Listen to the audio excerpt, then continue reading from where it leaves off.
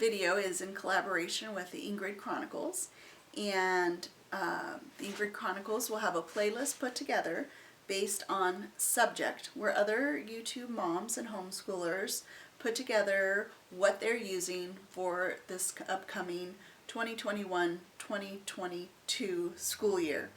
And so it's a great resource to take a look at specific subjects and what other families are using. The grade levels may be different, but definitely check out that playlist. It's super helpful, and just seeing what is available and what other families are enjoying using in their homes. So let's start with biblical studies. If you haven't seen these, this is Buck Denver Asks, What's in the Bible? And these are created by the original creators of VeggieTales, and these shows are, I would say, somewhere between VeggieTales and the Muppets. They are clever, fun, and very informative. This is a great resource. This goes through the different books in the Bible and really shows how the Bible is organized, and also shows God's plan throughout the Bible. So very good. Speaking of God's plan, we will also be using According to Plan, the story of God and His people, to guide us through our Bible, which is our biblical studies textbook, our Bible. For my son, we use the English Standard Version. It coincides with what they use in Sunday school and what our church uses as far as language. And then to coincide with that, we'll also be finishing up 100 Bible stories. Now these are nice because they do simplify the story a bit and also have some review questions. So those three things all together really give a complete understanding of the structure of the Bible and then God's plan for our lives. Since my son's entering 7th grade, we'll also be starting catechism.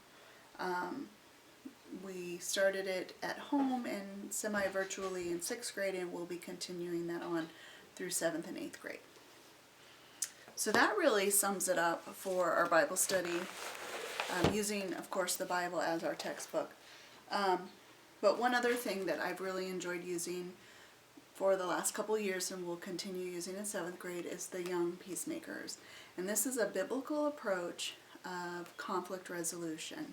And it really looks at making decisions that are pleasing to God versus making decisions that are pleasing to us. And it's really geared towards a Sunday school class in middle school. So this has got some great material in it, and I really like the format. So if you're interested in dealing with or teaching conflict resolution in a biblical manner, this is a good resource and really good curriculum. I do not have the teacher's manual, but we've been doing just fine without it, so I'm not sure if you need it or not, but it might be something to look into. Okay, so on to science. If you've watched my videos in the past, you know that I really like the methodology behind the Well-Trained Mind curricula. And we will be using chemistry for the logic stage for our science. We completed the physics in 6th grade, and if I would have been a little better about it, I probably would have done biology 6th grade, chemistry 7th grade, and physics in 8th grade, but it'll be fine. This is a great book. It has vocabulary, concepts, experiments, timeline, and it's all spelled out. I do have the teacher's guide as well. I would encourage getting both. The teacher's guide one has all the answers, but also it helps you plan out your week. And there's a schedule in here if you need a schedule for a 2-day or a 5-day, and it has all the lists of the materials and books and everything that you'll need for each week. So it's very well planned out. It took me a little while to figure it out, as it does with most curriculums, But I think this will be just as promising as the physics, and I like the idea of this answering the why, the logic stage. So that's our core science curriculum this year. Along with that, we'll also be reading the science encyclopedia that coincides with those topics. And so the chemistry is an all-year curricula. At least that's how it worked for us. But quarterly, or maybe semester, I'm going to switch things up a little bit. We're going to add in some astronomy and space, and I'll be using the Exploring Creation with Astronomy and also the Kids National Geographic Space Encyclopedia. As well as we'll be doing some anatomy, and for now I'll be using How the Body Works. And this curricula, well, I don't know if it's curricula, but this has many, many, many hands-on building projects that demonstrate how the body works, including your hands and your lungs. And we really like the hands-on approach at our house. I feel like my son learns better that way. He learns better creating, he learns better holding, and so this has a lot of those types of projects in here. For now, this is what we'll be using for anatomy, and probably 8th grade we would do something that's a little more structured or a little more curricula based, but this is what we'll be using. Now, one resource that I have found very helpful is Making Science. Now, this is not curricula, and it doesn't spell out how to do anything, how to do things specifically, but it gives you some insight on the importance of hands-on science. And I was a little disappointed. I was hoping that it would give experiments and reasoning behind specifics.